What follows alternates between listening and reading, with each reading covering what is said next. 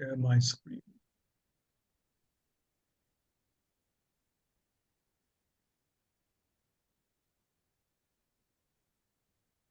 Okay, welcome to the August meeting of the Jaffna Club. So as usual, I will go through our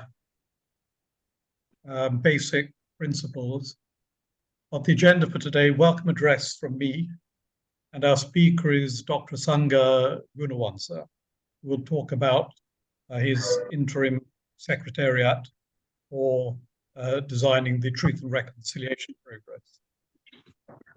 process. Once again, the objective, we get quite a lot of viewers of the recording and a number of people who join this live session who haven't been before.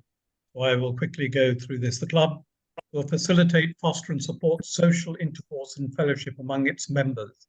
It will build a network of members and non-members that can work together to promote the economic development of the Northern Province.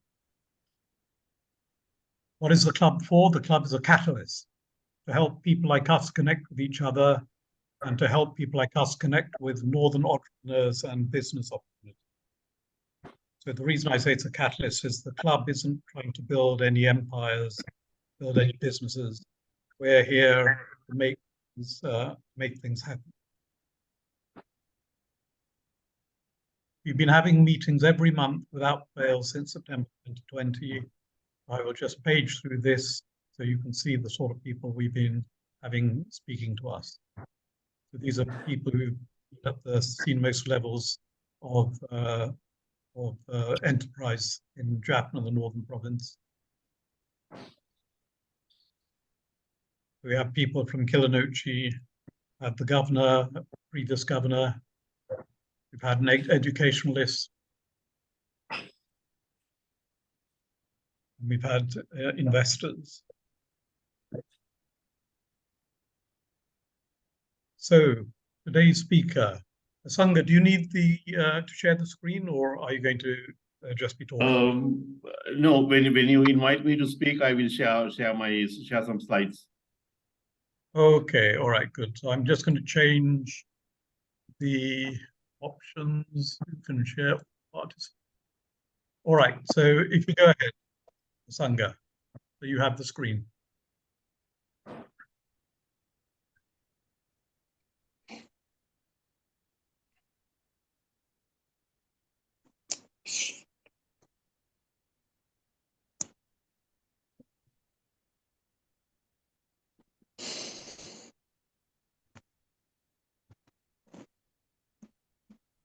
Jagan, do you want me to start or?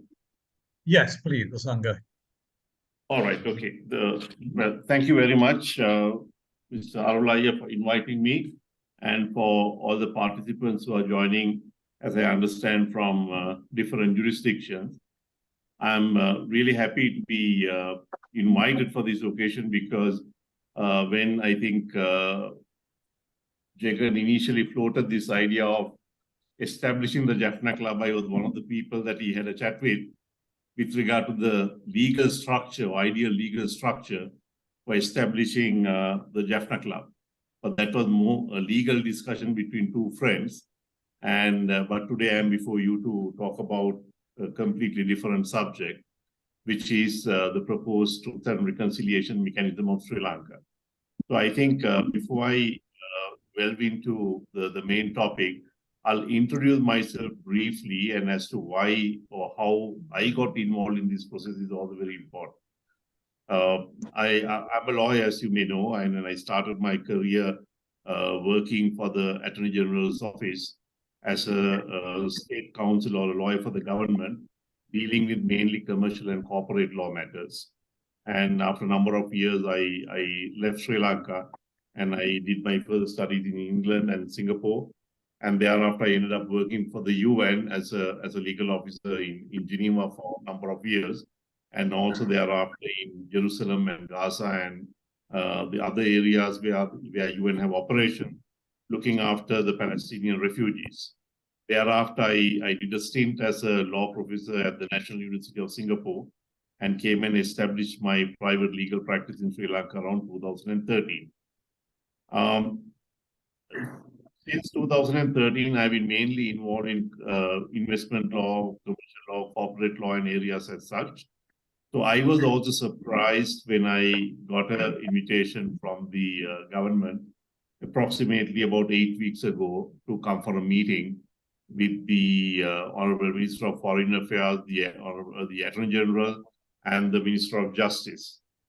And then they informed me about this proposition that the government is looking into the possibility of establishing a Truth and Reconciliation Commission.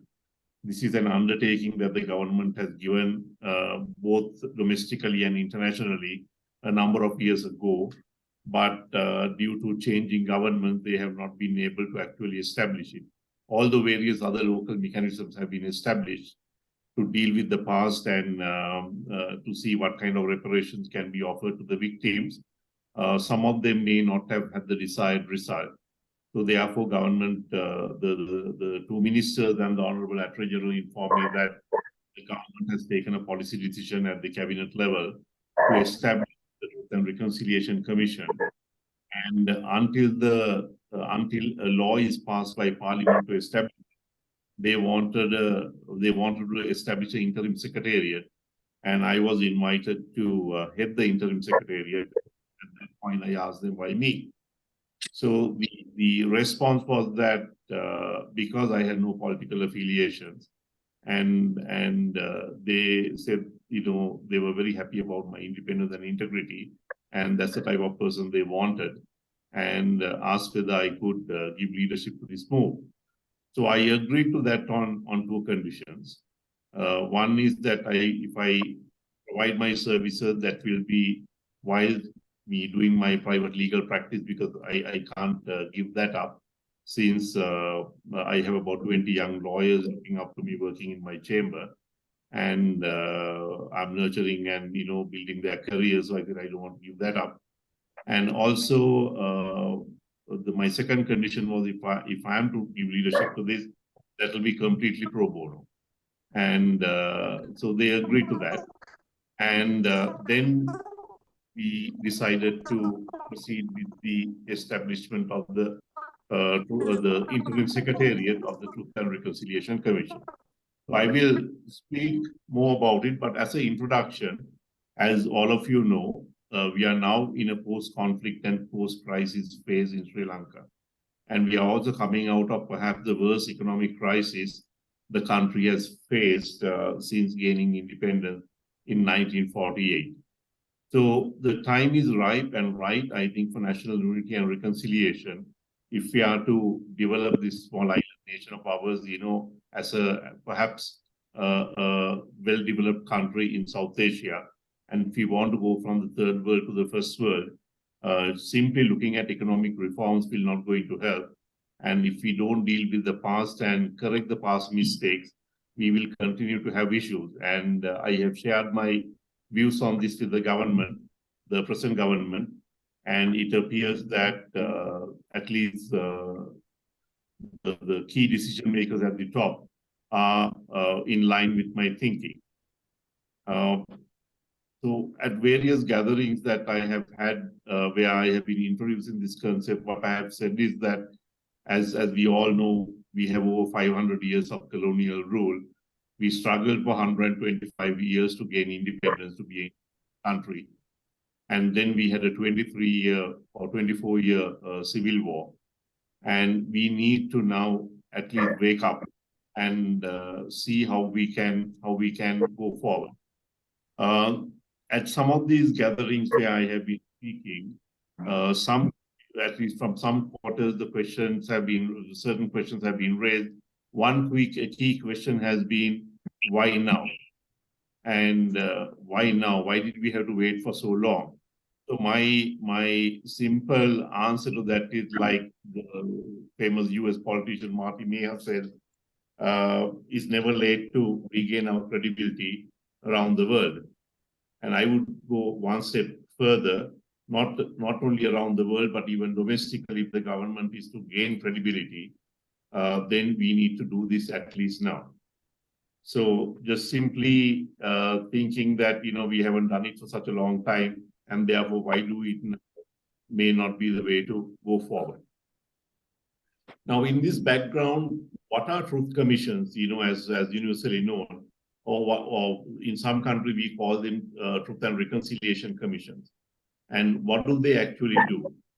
So if you look at the truth commissions or truth and reconciliation commissions, established in other jurisdictions, there are some success stories and some failures.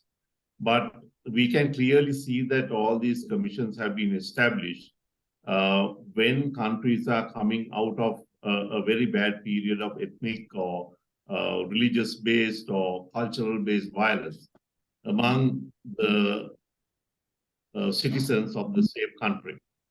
And the idea of a Truth and Reconciliation Commission should not only be to find wrongdoers and punish because the rule of law that is already applicable and the mechanisms that are already available within a state can take care of that.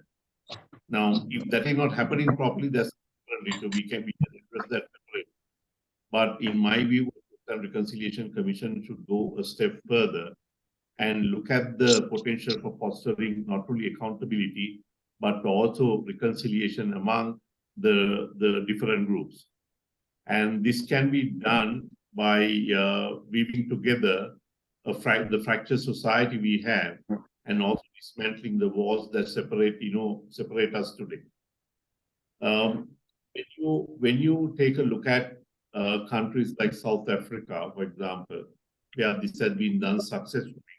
Now, I'm not saying that the South African model is the ideal model for Sri Lanka. It is not, and I will explain why later. But what we can see is that people have recognized the fact that certain mistakes, either from one side or from all sides, have occurred, and it is important to recognize that, and thereafter come up policy perspective as to how we take it forward. Now, we can't do this unless there is a state narrative that is acceptable to everybody.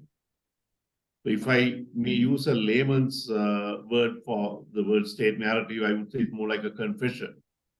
As a state, we have to come and make a confession to say that since gaining independence, certain policy decisions that we have taken at different stages resulted in the ethnic violence that we or the ethnic issue that we face as a nation between 1983 to 2009.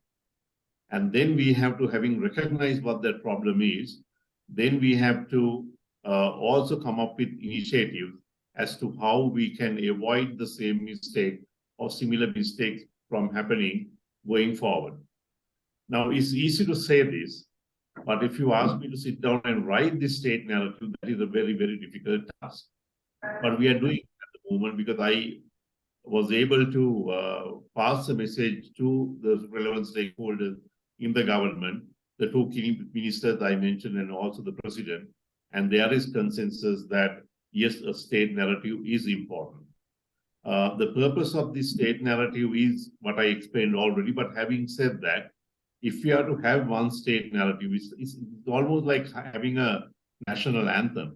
If you are to have a state narrative, that narrative has to be acceptable to all key stakeholders. When I say key stakeholders, it's the different political parties, the different communities, and different interest groups, including the diaspora.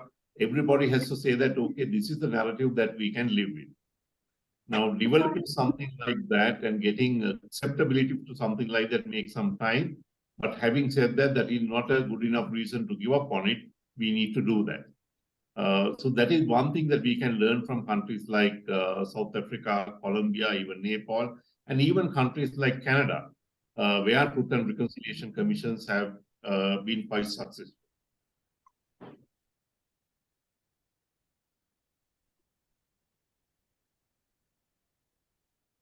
So the way I see it is that the time has come now for us to put wheels in motion to address our past mistakes and go forward and lay the foundation for the sustainable growth of this country. Now, in order to do that, one of the things when the government first contacted me and brought me in for a meeting and told me about the Truth and Reconciliation Commission and the importance of that. These are the views that I shared with them. And I also said that it's very easy to draft a law, but when you try to implement it, there are a lot of practical difficulties. Now, say, for example, it's very easy to draft a penal code, or it's very easy to draft a law relating to dangerous weapons and so on. And then it's very easy to say that if you are in possession of a dangerous weapon or if you commit a crime, this is the punishment that you get. But when you draft an act to deal with the past, find the truth, and then reconciliation, there are no hard and fast, set established legal principles that would be applied. So without laying the foundation, I will explain what this foundation is in a minute, but without laying the foundation, if we go before Parliament and pass an act, and tomorrow we appoint 10 commissioners and say that, okay, now the Truth and Reconciliation Commission has been established, do your job, they wouldn't know what to do. For example, if you ask today from somebody in Sri Lanka, nobody would have a clear answer as to what Truth and Reconciliation Commission should do. So then the question is, how do you find out and how do you establish what they do? We can only do this by learning from where it has been done successfully elsewhere, and then introducing little tweaks in order to make sure that it could be implemented in Sri Lanka, taking into consideration the unique nature of our own ethnic, cultural interests, in the country. So I informed the government that if we set up the Interim Secretariat, then one of the first tasks of the Interim Secretariat would be to establish a body of literature based on very detailed research of what has been done in these other countries, identify what are the success stories, identify where those commissions have failed or the reasons for failure, and thereafter come up with a set of recommendations saying that these are the things that the Truth and Reconciliation Commission could do in Sri Lanka to make it work in Sri Lanka. And if we can have that body of literature ready, and thereafter if the commissioners are appointed, then the commissioners have the relevant reading material that is, and the relevant material, or if I may use the word jurisprudence, to guide them as to how this mechanism works.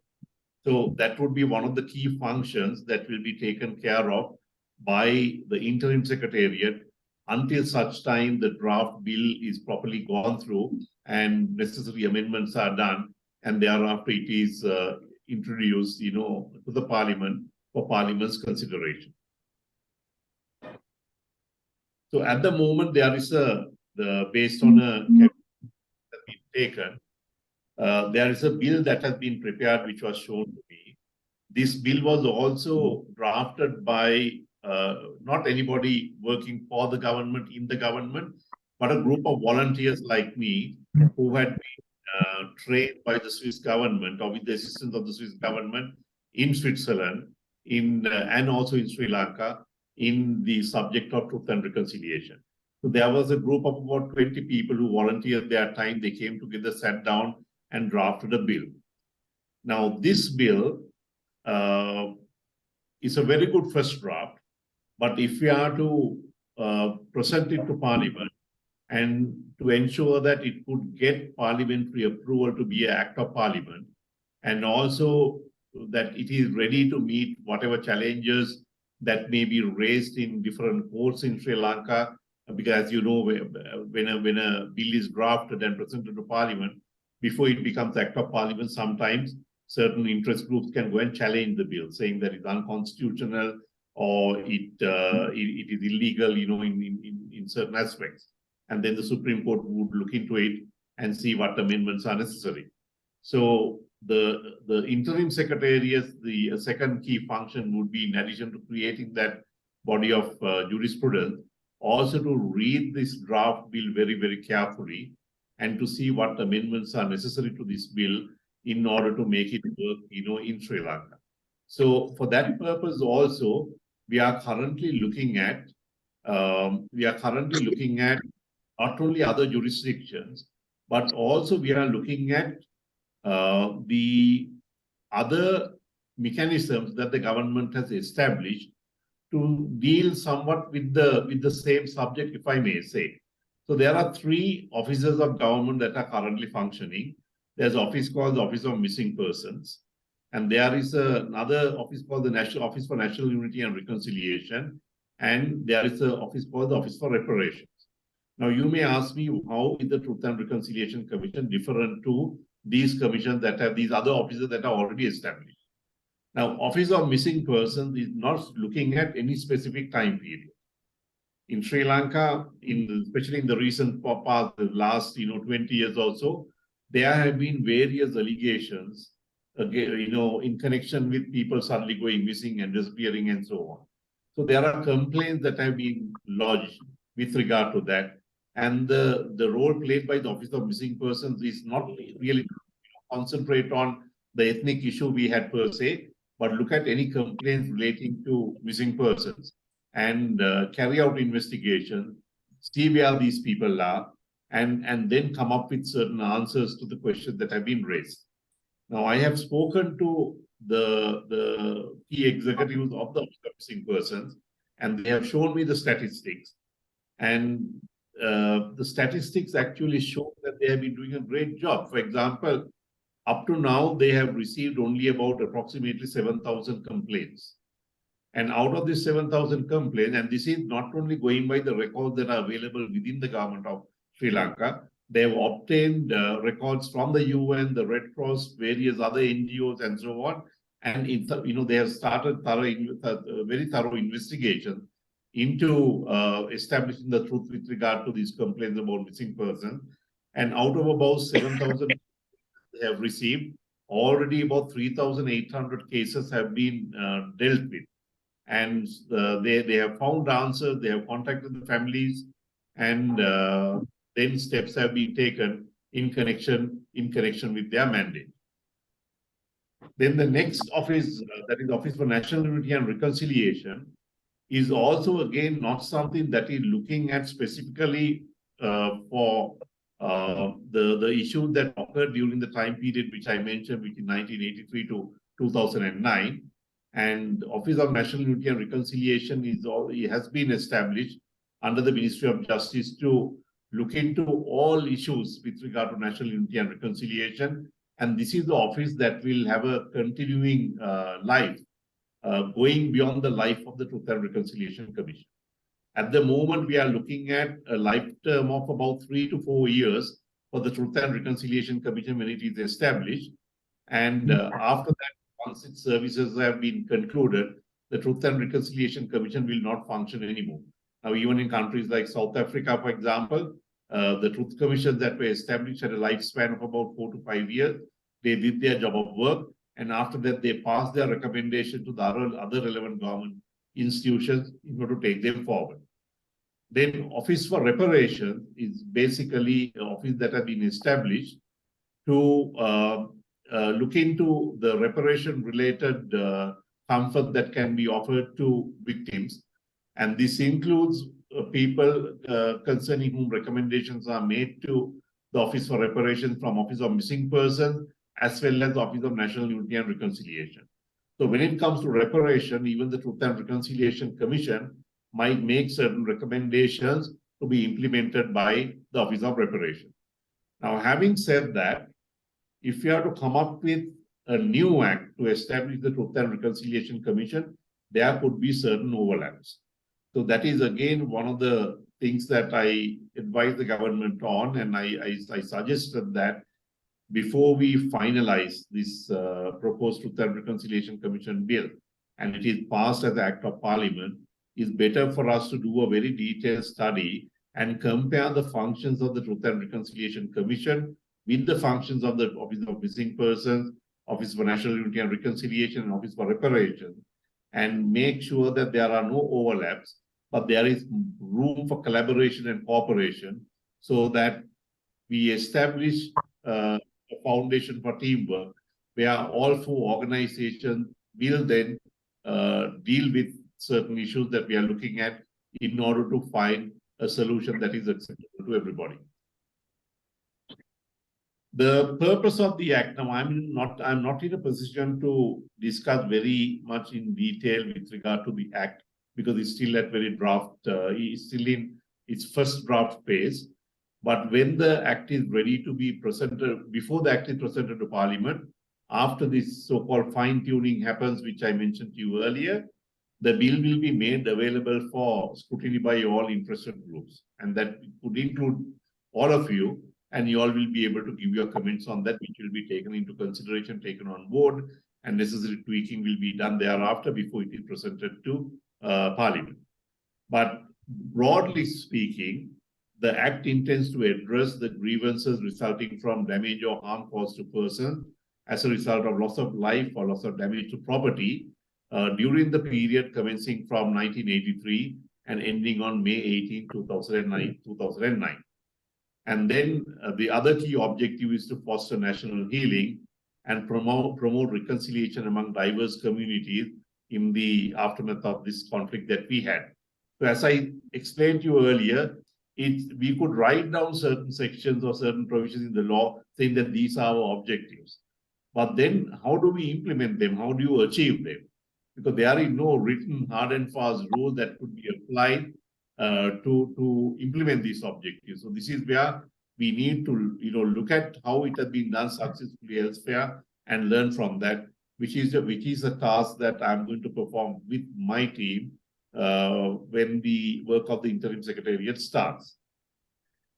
Now, the government has agreed to set up this Interim Secretariat, as I explained to you already, to do this foundational work which I have been talking about until such time the Truth and Reconciliation Commission bill is ready to be submitted to Parliament for Parliament's approval, and until such time it comes out of Parliament as an act of Parliament or as a law which can then be enforced and implemented.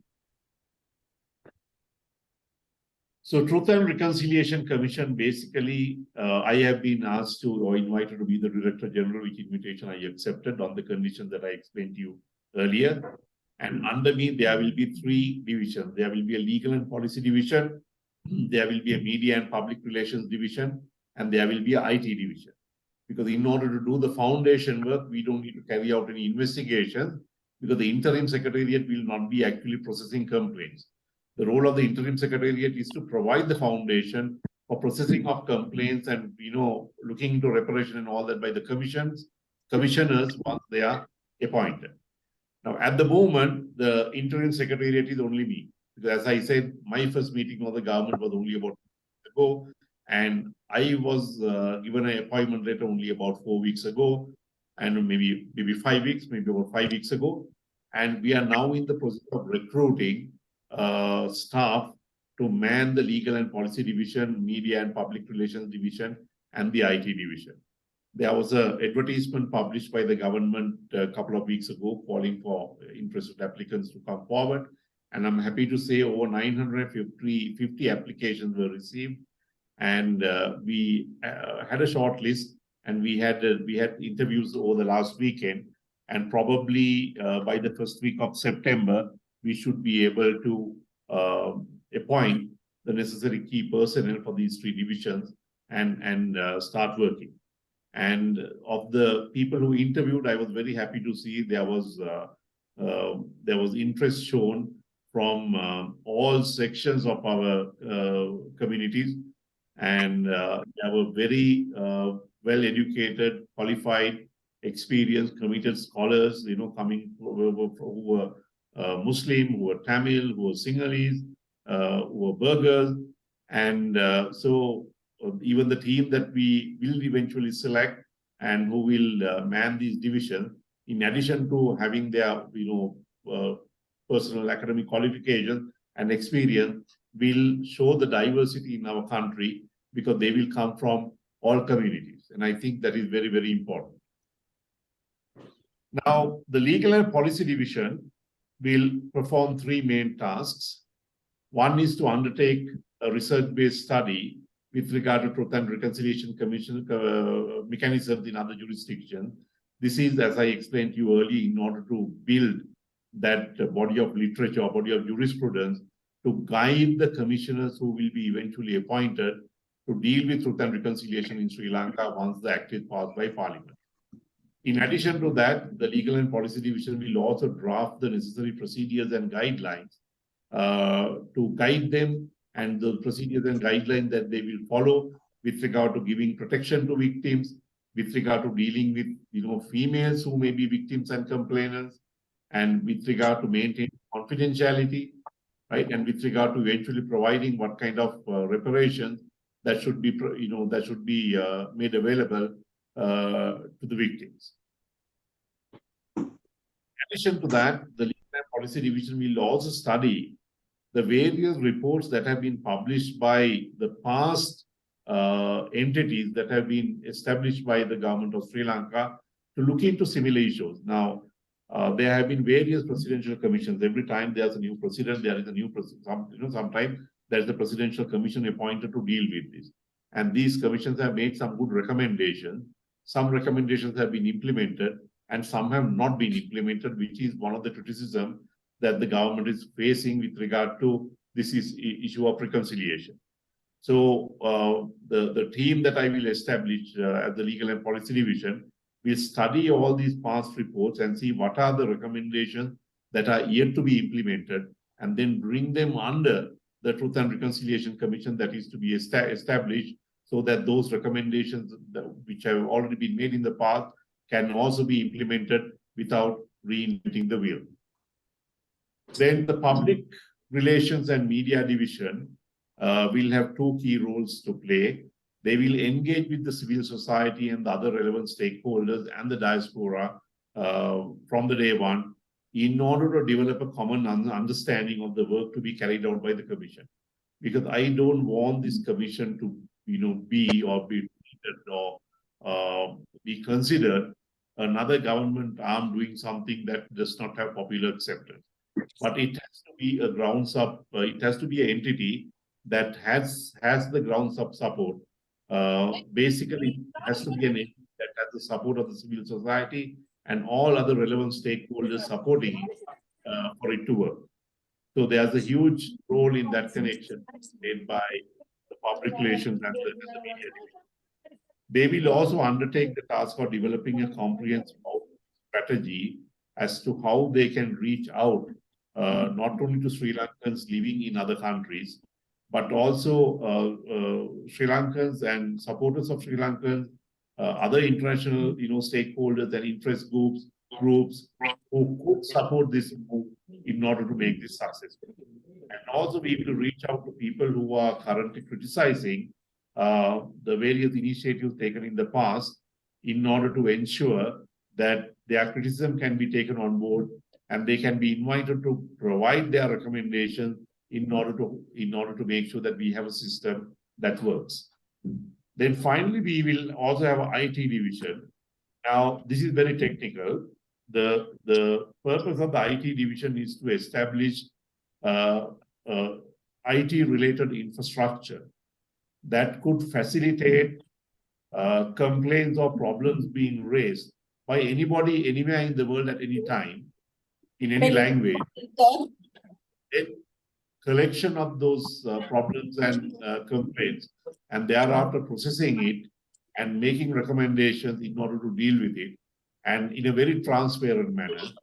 And now, if I may give an example, there may be a person in Germany or France who might just drop an email or give a call to the Truth and Reconciliation Commission and say, look, during the period 1983 to 2009, I had a younger brother, an older brother, a son, whoever, right, who went missing, who was ill-treated, who was killed, or who is presumed to be killed, and so on. And or our property has been taken over by force, and it had not been handed back. And look into this. Now, that person will be able to, once we establish this IT infrastructure, monitor from the time that complaint is made up to the time it is up to the time the commission is regarding that. And also how the recommendation is implemented will be available in a transparent manner for that person to check from time to time. And if any of you are familiar with the redress mechanisms that are available within multilateral development banks like the World Bank and the ADB. They have systems like this, and I want to use them like that because I think that is the future. That's the way to go forward, and the government has agreed to support it. So IT division will develop that infrastructure. Then we will have ongoing consultative process with various stakeholders and the diplomatic community to engage with them as to how we can procure their support even during the limited time that we have. For example, I see the Interim Secretariat having a lifespan of about 6 months to a year to develop this foundational work, and we will need all the support we can get for that.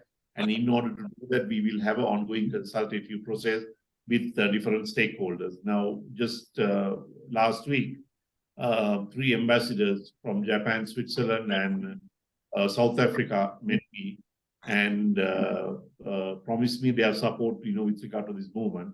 And I was also contacted by the German embassy and the British embassy, saying that they would also like to come on board and help us. So likewise, I will continue to have this discussion process in order to make sure that we can procure all the support that we can get from them as well in order to make this mechanism work. At the moment, we are only taking baby steps, as I mentioned to you. The reason for that being there's only me officially representing the Interim Secretariat. But once I have my staff in come first week of September, we will be able to do something more meaningful and actually results.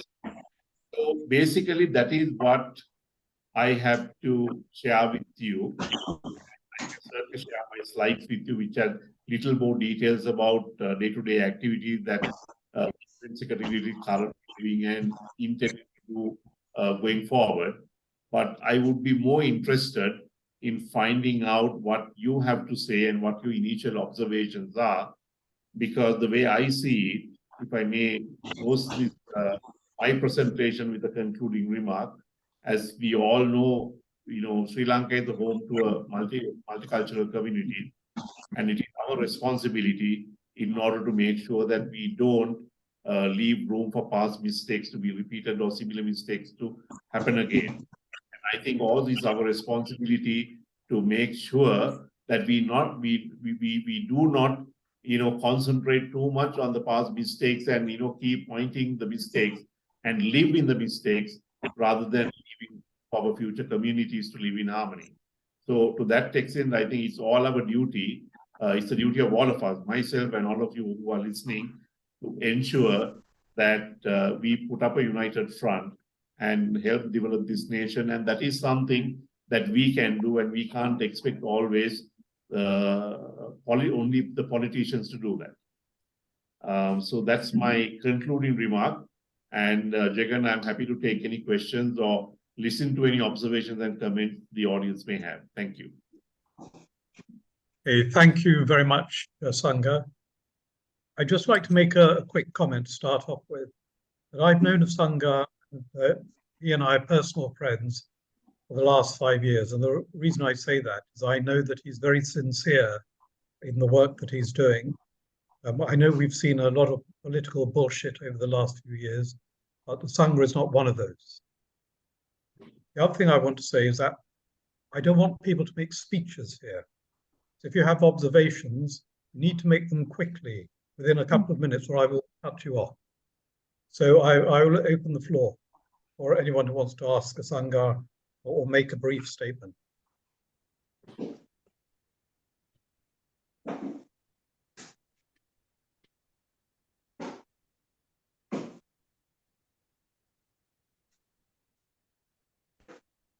We're all speechless. Again, can you hear me? Yeah. Yes. Sure. Okay, Sure, I'll kick one off. As a question, are there any truth and reconciliation commissions that were successful where the government perceived to have made the transgression is still in power?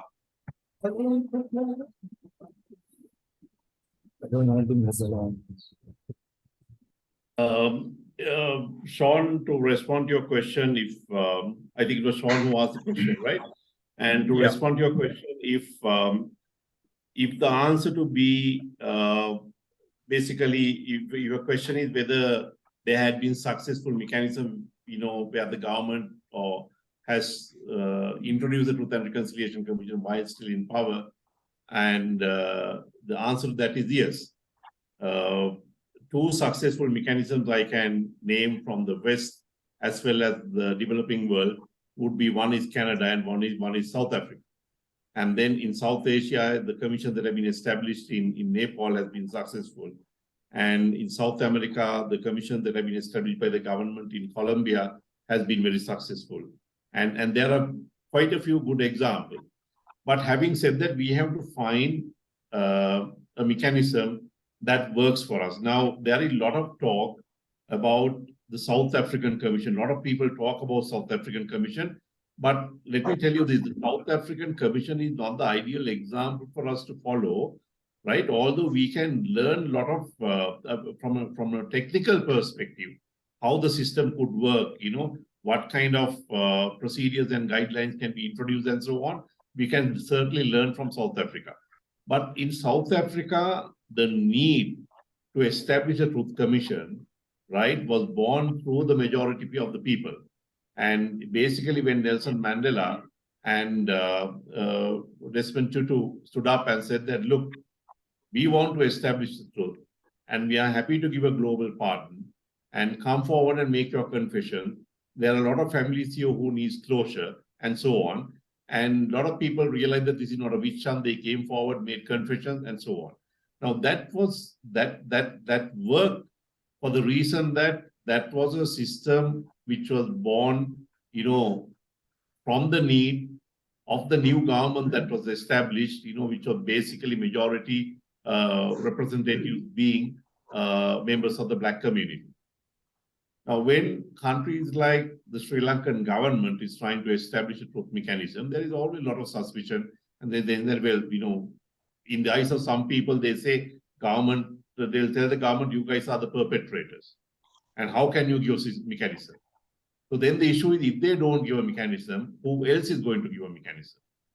And then some people say, no, we want the government to establish it, but we want all the commissioners to be foreigners, for example.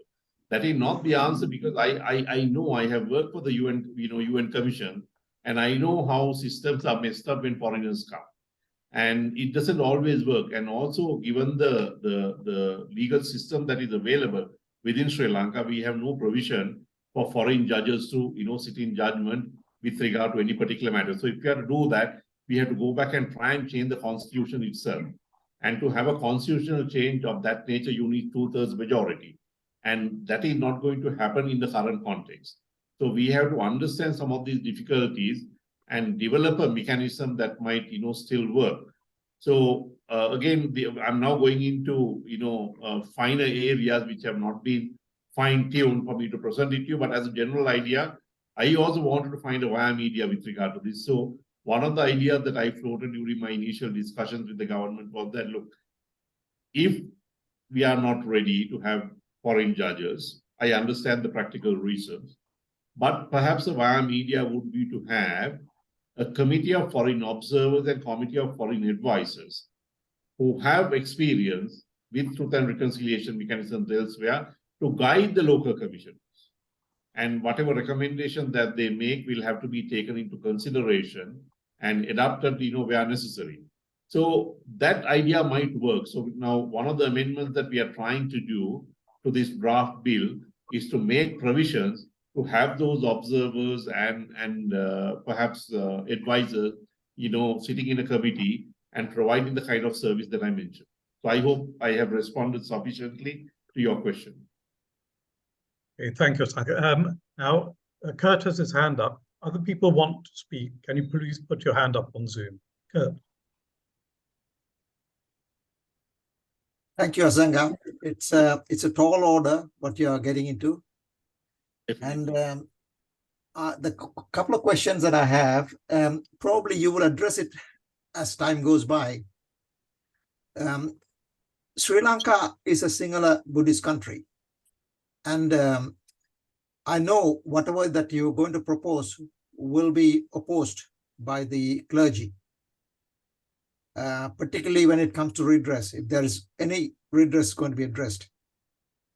And the other thing that I wanted to ask is, you are doing it as a pro bono, and the team you are going to build, you already mentioned that it's going to be people from all facets of right across the population there. Yes. And they are going to be paid, correct? They will be Correct. paid employees. Yeah. Correct. So those are the two questions. Yeah. Right. Okay. So I'll start with the second question. That's the easy one. See, I'm in that stage of my career that I can afford to give pro bono time and work free for a mission and objective that I believe in. But if I have to recruit young people and get them to work 10, 12 hours a day, and in order to do that, some of them might have to leave their current jobs and come and do it. And so they will not be financially independent to do that. So we need to pay them. And so I have spoken about this with the government. They have agreed. And I think we have come up with a very decent, salary package in order to pay them. But these will be the people who will be working for the Interim Secretariat. Once the commission is established, whoever the permanent employees of the commission, how they will be paid, that's a different issue that we will have to deal with separately with the relevant rules and procedures of the government. But for the Interim Secretariat, it's more like appointing a number of consultants to work under me, and they will be paid quite handsomely, not as much as the private sector, but something reasonable to make sure that I can get them to work hard and give me the kind of that I want. It is not working. To answer your first question, Kurt, you will be surprised. Right now, the popular perception, and sometimes I travel a lot, where I get invited for various conferences and I go for arbitrations and all that. Sometimes when I meet people, they all say that, okay, you're a Sinhala Buddhist country and the Buddhist clergy might object to, all these things. But that is not so, because see, sometimes the local news media give publicity to few members of the clergy who are very vociferous and who have a lot of objections, to certain things. But I don't think we should pass judgment on a majority of them saying that they are all like that. Because Buddhism, as a principle is not about that. Buddhism is more like a way of living, and it's all about, peaceful living, harmony and all that. So there are quite a few Buddhist priests, right, who believe in those principles. So much so, I was also surprised. Last week, I got a call from two Buddhist priests and a lady who lost her son during the war. And they said that they want to come and see me to discuss what they call the Himalayan Declaration. And I didn't know at that time what the Himalayan Declaration was. I said, yes, please come and meet me. And then I realized that Himalayan Declaration is a declaration that has been, signed by members of various religious groups. So there were several priests who were significant priests, Hindu priests, Muslim priests, some members of the diaspora, and then also, from various other local interest groups. And they all say that, the way to go forward is to focus on reconciliation, and looking at Sri Lanka as a multi-ethnic country and not focusing only on one ethnic group and so on. So there is a lot of consensus now, right? And I think it has always been there, but sometimes, unfortunately, it has not surfaced. But now at least this is, coming up. And there are a lot of people who are interested in ensuring that few people who may object to it might not defeat a very, important initiative like what we are trying to take.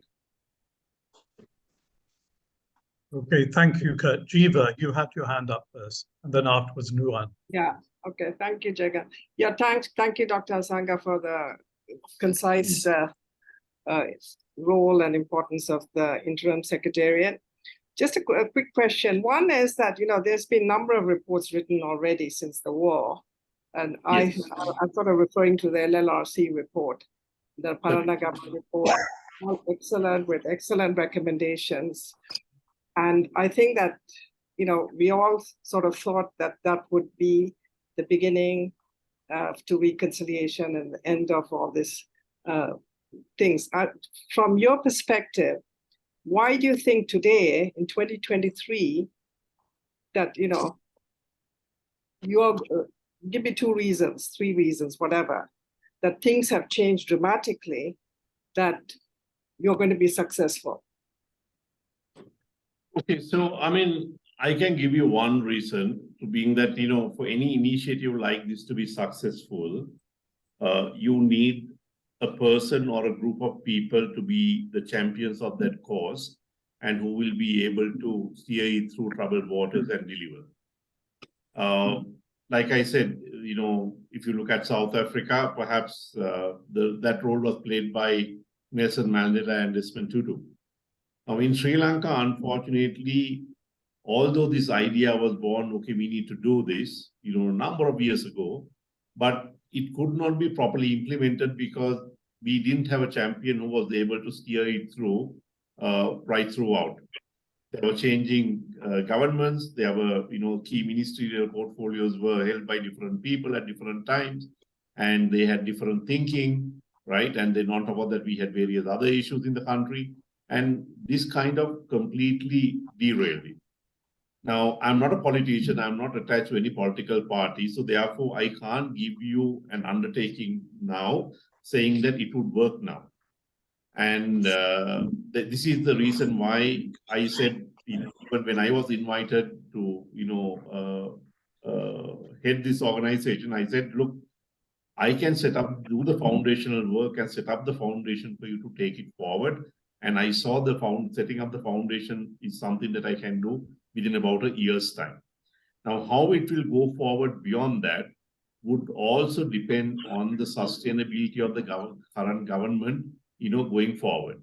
Now, the current president, I think, is one of the first people back in 2012 or thereabout, I think, who came up with this idea of, establishing a government initiative to look at truth, work on the reconciliation and so on. But unfortunately, he was not in power for too long after. And now he seems to be back in power. I mean, he is back in power, but whether, how long continue would depend on the voters and, the acceptability of what he's doing. But as a neutral person looking at, what he says, I haven't personally met him to discuss on this matter as yet, although I have met the 2 ministers whom I mentioned and the president, the secretary to the president. I think he has a genuine interest in ensuring that this works. And so I'm like you, I'm also only hopeful that his intention remains the same and he will have the necessary support in order to make it successful. What I am trying to do is to develop the foundation to make it successful and also to gather momentum to make sure that there is enough momentum, even if, 3, 4, 5 years from now, if somebody else is at the helm of the government, they will not be able to derail this process because it has gained so much, support from the people that it is something that will have to be continued with. So I think all of us, like me, all of you, will also have a role to play to make sure that we achieve that. So I think the champion that we are looking for is not one person, but it's all of us. Okay, thank you. Thank you, Jiva. Nuwan, you had your hand up next. Thank you. I have quite a few questions, but in the interest of time, I will ask just one. To establish the bona fides, it was quite noticeable at the outset, the time period that you were looking at for atrocities committed began on the 24th of July, 1983. In my mind, the atrocities actually began on the 21st of July, 3 days prior. I'm just curious whether you would like to make some observations about this difference in the time, the 3 days when it was really very bad and ugly. Thank you.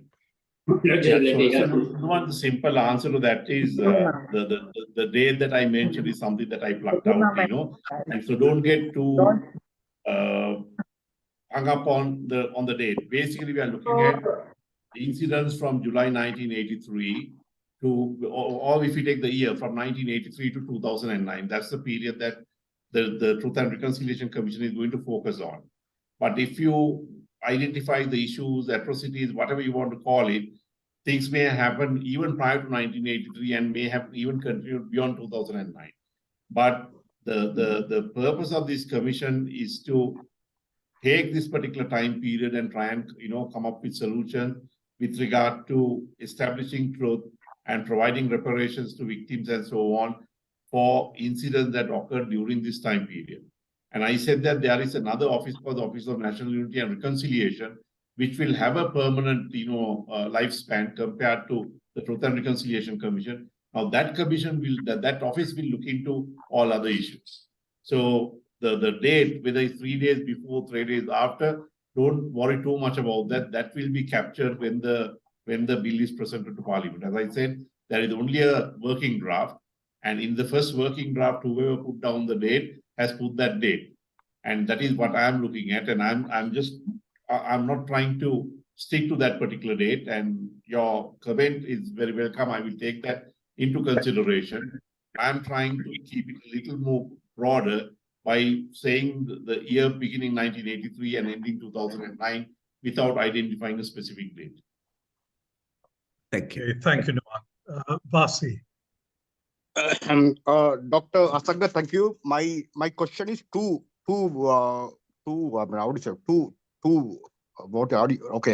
parts. First thing Right. is getting truth is a big challenge. Maybe you'll get 20 or 30% of the truth. My question is there a scheme where people who say, okay, I killed 5 people, he will get pardoned, right?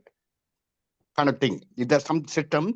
The second thing is there were many atrocities committed by both parties or 3 parties or whatever. Many people have done, especially I want to quote 3 incidents. People who walked with white flags during the last days was killed, right?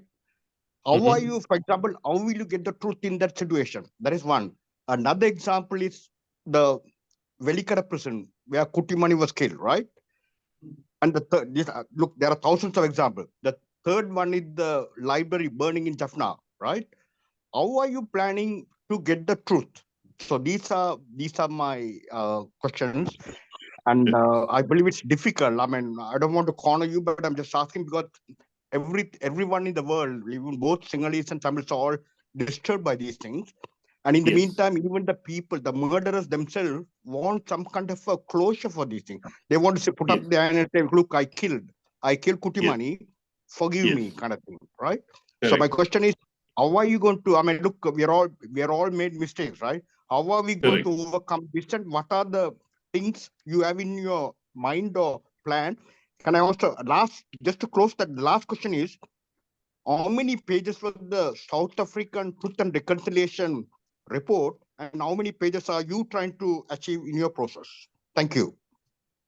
Yes, so I think I asked too many questions. I'm sorry.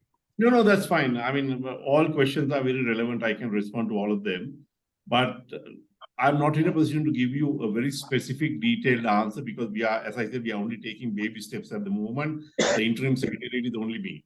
Now, in order to respond to your first question, how are you trying to find out the truth? Now, before finding out the truth, the commission will have to have a very qualified and experienced set of investigators, and who will also be provided the necessary support, both nationally and internationally, training and so on, who will look into all complaints, that will be brought before the commission and all problems raised with the commission. And then the commission will also look into all the past recommendations, like the Parnakama Commission, the LLRC, and so on, and to see why those recommendations have not been carried out, and then do a detailed study, and thereafter see how what kind of reparation that they can, recommend. Then the second part of it is that, whether there is a, plan to give like a global pardon to the wrongdoers who will come and make a confession. There is no specific plan as such, because you can't give something like that unless there is popular traction and support for something like that. In South Africa, it was the victims who set up the Truth and Reconciliation Commission when victims became the government. And when they said that we will give the pardon, so many people came and gave a confession. Now, tomorrow if the government says that, you come and confess, we are going to give a pardon, it may not be a popular, policy, because a lot of people, a lot of the victims might say that, no, why are you doing that? That is not what we want, right? So having said that, we have, legal mechanisms in the country, right? We have the police, we have the Attorney General, we have a criminal law, we have penal laws that could punish the wrongdoers. And if the problem is in not finding the wrongdoers before and then bringing them to justice, perhaps the investigation that will be carried out now will help, do that. But some truths we may not be able to find out, as you said, it happened almost 2 decades ago, and there may be no witnesses, right? There may be no evidence with regard to some of the incidents that had occurred.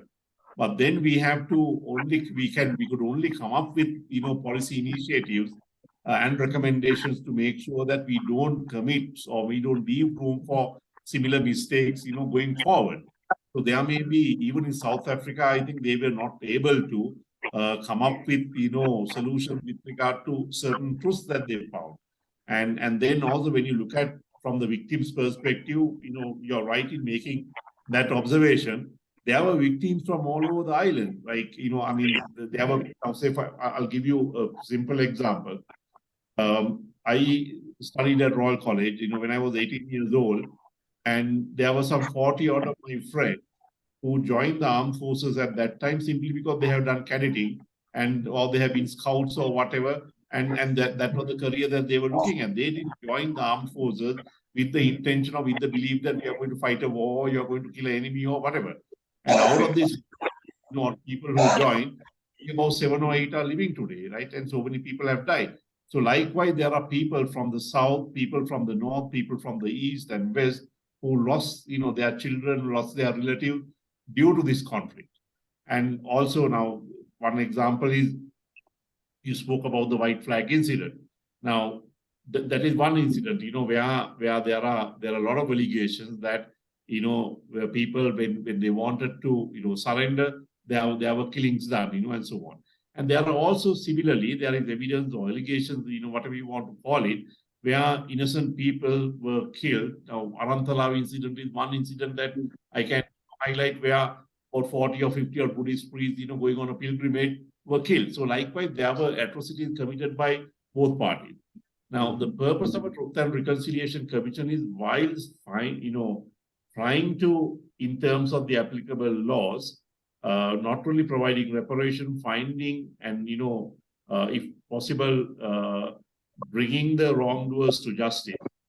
We have to also look at a permanent solution to the problem, and that permanent solution does not lie in pointing the finger at the other party saying that you are at fault. So how do we do that? I don't have a permanent answer for that, which is why I said before the commissioners are appointed and ask them to, okay, now you hear this complaint and come up with recommendations, they need a body of jurisprudence to see how it has been done elsewhere, right? And this is why during the next 6 months to 8 months, I'm going to put a legal and policy team to study how it has been done in other countries and develop this body of literature, which will be a reference point for the commissioners to look at, and when they want to come up with solutions that could work in Sri Lanka. So I hope that satisfies your answer, because I'm not in a position to give you a more detailed answer at this point of time. Perhaps if you ask me 6 months from now, I might have a more specific answer to give you. Asanga, I'm an author royalist, so it's good to talk to you, my friend. All right. Thank you. Okay. Thank you for your answers. I appreciate that. All right. Thank you. Okay, very good. Now it's 6:10 in Sri Lanka, in Jaffna, where I am.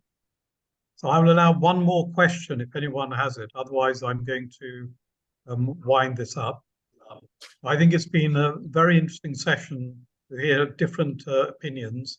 I think that from this session and from those who watch the recording, it'll be evident that Asanga is very truthful and sincere in what he's attempting to do. And I hope that there will not be people who will just, out of sheer spite, which is something that we Sri Lankans are very good at, try and trip him up. So as there are no hands going up, I'm going to say thank you very much, Asanga, for your presentation today. And thank you very much, everybody who joined. And I think I will wind up today's session. So as is traditional, I wish our people in, I need to get it the right way around, going around the world, but New York, good morning. In the UK, I think it's sort of lunchtime. And for our friends in Australia, Kurt and Sakti and Vasi, have a very good night. Thank you all. Thank you very much, Over Jagan. to you. Thank you. Well done. Thank you, Asanga. Bye. Thank you.